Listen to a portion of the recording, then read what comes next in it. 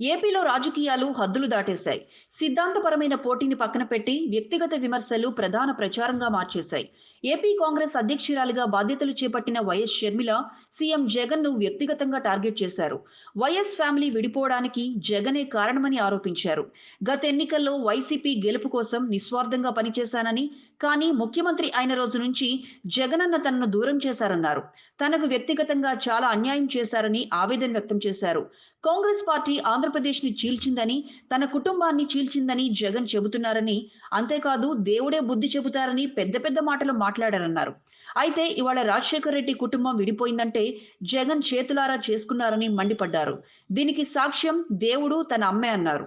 అప్పట్లో YCP party ఇబ్బందుల్లో ఉందని చెబితే తన కుటుంబాన్ని పక్కన పెట్టి 3000 కిలోమీటర్ల పాదయాత్ర చేశానని గుర్తు చేశారు షర్మిల.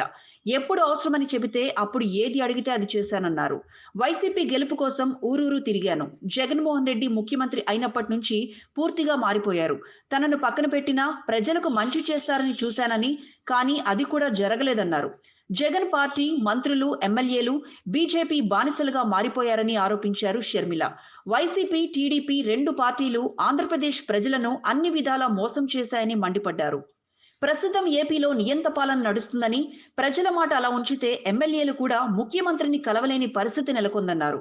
రాజశేఖర్ రెడ్డి ప్రతిరోజు సుమారు 30 మంది ఎమ్మెల్యేలను కలిసేవారని, కానీ ఇప్పుడు ఆ పరిస్థితి లేదన్నారు. ఎంతో మంది త్యాగం చేస్తే జగన్ ముఖ్యమంత్రి అయ్యారని, కానీ జగన్ అవన్నీ గుర్తుపెట్టుకోలేదన్నారు. నా అన్న వాళ్లను అందర్నీ దూరం చేసుకున్నారని ఆవేదన వ్యక్తం చేశారు షర్మిల.